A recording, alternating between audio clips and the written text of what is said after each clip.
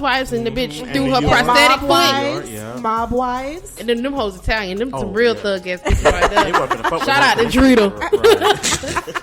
Them some real thug ass bitches right there. Not a Guido. Drita ass. I can't. Screaming. But it is what it is. But let's get into this topic. Let's get into this topic. So y'all, as you know, as we said, this episode is basically about generational wealth, credit, finances. We're going to be talking about the housing situation when disparities against black people. So I don't know how y'all want to start this off. Like, what is? I'm just going to say it. Go ahead. I just don't. I feel like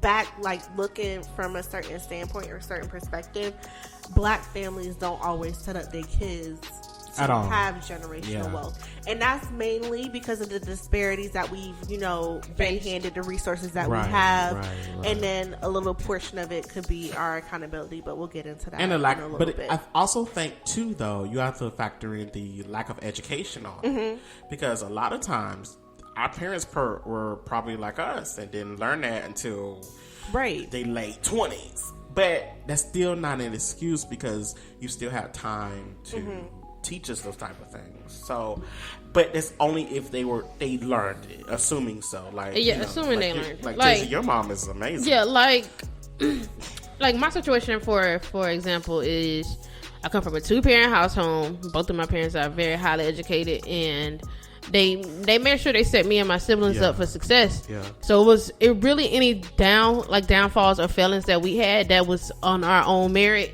Right. But like my mom, she didn't come from a household where she was taught credit or how to budget and do finances. It's just she always knew that she was kind of different from everybody else around her, and she took her education very important because she saw what it provided other people. She was like, I want to be like that. I don't want to be like this. I don't want to be like the situation I'm in. I want to be like that. And so she saw that at a young age and had already made her mind up, like, that's how I'm going to be. And then, here I come kicking at she was 15. God bless her. So she had no choice but to get it right early because she had a kid. And so, my mom's story is like the best, because I always tell people she had 3 kids before the age of 21. Ooh. She came into high school pregnant with me. She left high school pregnant with my brother, and like a year later she was pregnant with my sister. So she had 3 kids before the age of 21, and at that point my dad was like, he had to do something, so he joined the military, and that kind of just set them up right there. So he was able to go to school for free, and then that afforded my mom able to go to school later on. So they both got degrees, master degrees. And then just growing up, she always preached credit. As soon as we got to high school, credit cards, just to build your credit.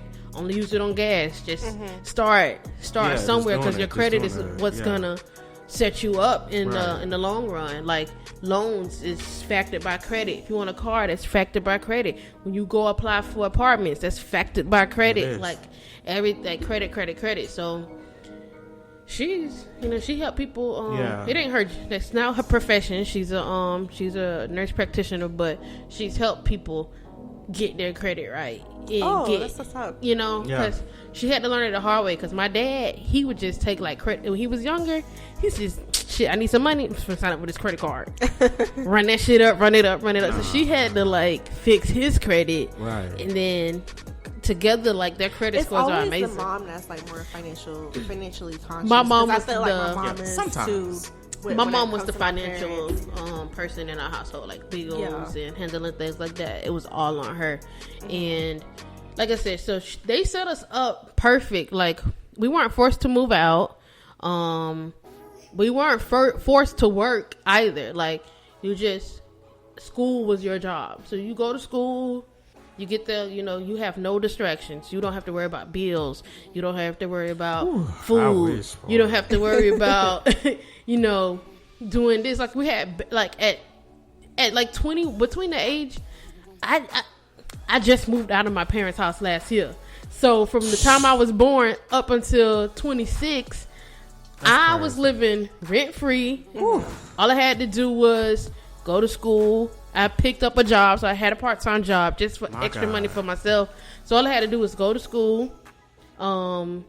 Didn't have any bills, really. She really just started making us pay like a cell phone bill.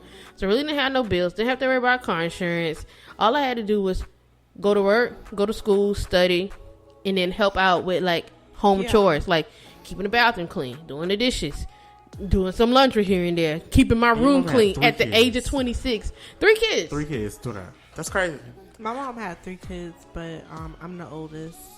So it was a lot of me taking care of my sisters. So I looked at it more of I was put on a pedestal, and it was a lot expected of me because I was the oldest. I get that too. So I think that's something I'm still dealing with, like seeking validation from my parents. And since I was so sheltered growing up, we don't get into that on the mental health episode. But from a financial standpoint, I feel like my mother was more the financially conscious one. She made the better decisions. But I feel like growing up, my focus was more on boys and doing good in school and that. And there wasn't really an emphasis on finances and stuff like that. So it was a learning experience for me for, when I really got out on my own. Out on your own, yeah. So, like, even to today, my mom does my taxes. Mm-hmm. Like, can she do mine? I'm 27 and serious. My mom does my taxes. Like, No, I send her my login to get to my W-2. She logs into the TurboTax, does my taxes, sends me. She'll say, "I'm working on it right now. They got you for this much, but I'm trying to work on it, see if I can get you a little bit more." And it's then actually super easy. And then she just sends it, and she just says, "This is what they said you're gonna get." Boom, bam. Next day, like 2 days later, my taxes be in my account. Like, I don't know, the shit be moving fast, but like I said, like my parents really, they really set us up for success. My sister is about to be 23 come March, and it's no pressure for her to move out. Like, they just want her to focus on school. She got 4.0 GPA. She just enrolled at UCF. She just got her associate, so now she's starting her bachelor's at UCF. But it's a no stress house. Like, it was so stress free. Like, everybody, when I said I was moving out, like my cousin, shout out to Precious, she used to be like, "You stupid, you got it made. Like, why you gonna move?" That's just how she sound too. It's just like, for me, I had to make that mental note, like, or that decision just to kind of like step out. Like, like I said, I'm 27. I'm not too far from 30, and I've never been like really independent on my own till now. So, but I mean, I think her journey was specific for her to go on because the journey that me and you went on from like financially and where we at now is a completely different space. Like, the growth is erroneous. Like, basically, it has been like a learning experience, and I'm so glad we not 30 yet. So y'all chill the fuck out. But to make up the kind of mistakes that we did before we was 25 to now, like a learning experience, I think I preferred going through that journey than the other one. If stuff was handed to me and I was kind of educated more because I had to learn on my own. That's true, because you really learn. You don't learn until you really fuck up. Right. And for me, it was like it was different because like if you fuck up, you hitting concrete. You know what I'm saying? If I fuck up, it's a couch right there.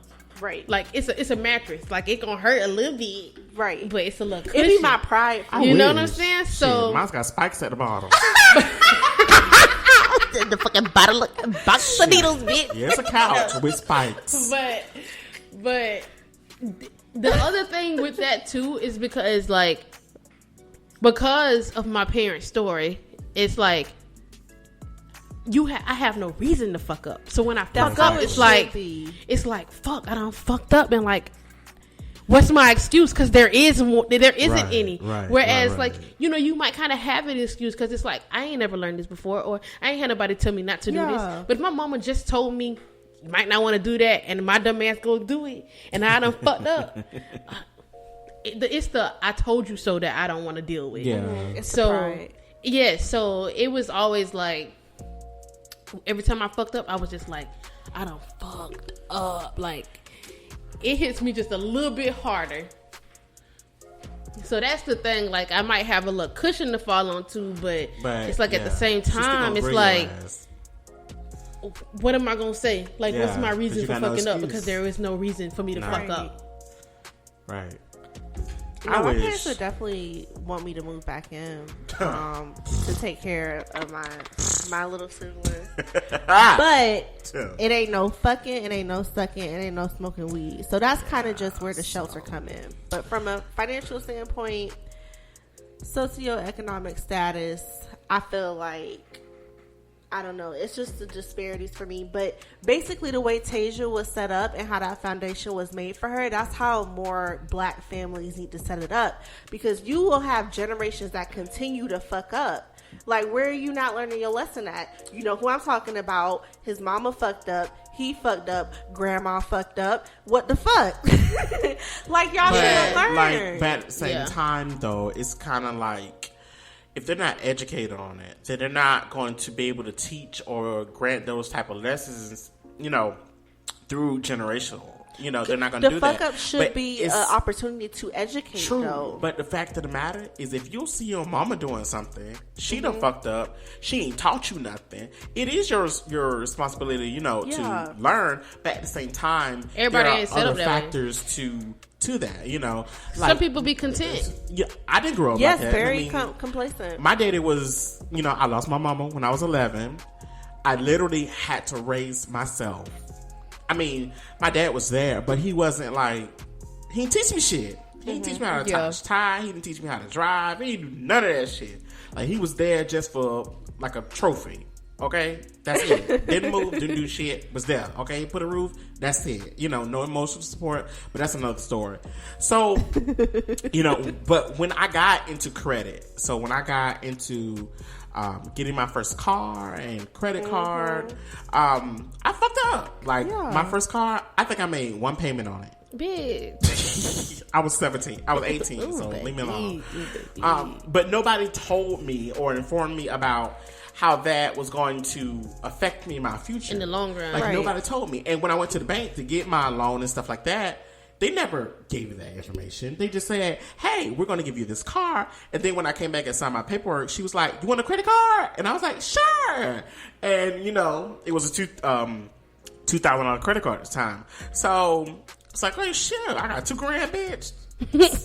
18? Couture. A couture. A couture. You know, so, but the thing is, nobody set me up to be able to learn those things. My father never had those conversations with me about credit. He never told me those type of things. So, of course, I just messed up and did those things. But I think what's important is that, I can't stress it, is that we have to teach. We have to teach. Yeah. We have to educate. And people have to be willing to do so. It took me fucking up my whole life, falling on my ass, losing my job, being forced to move back in with my father for almost a year. Oh, Jesus. Y'all know that phase of my life was God bless us. Hey, look at your neighbor and say, neighbor, you live to see another day. Amen. Yeah. Come on now, Pastor. No, but for real though. So I went through that phase of, but one thing I knew was, I thank God for it.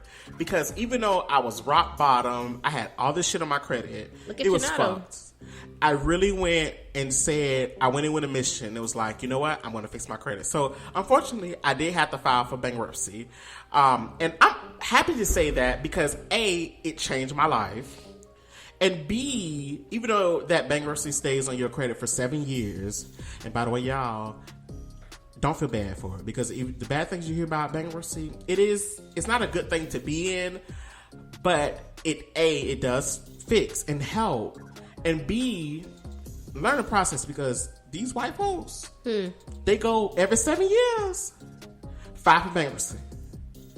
Everything they owe, no matter if it's good or bad, gone, wiped, clean, like you never touched it. So it's not a bad process. It's bad, but you can recover. People say, well, you can't get a car, you can't get a house, that's a total lie, and I kid you not. That's a lot. So I filed for bankruptcy, got my credit together, and I think I filed in August of last year. By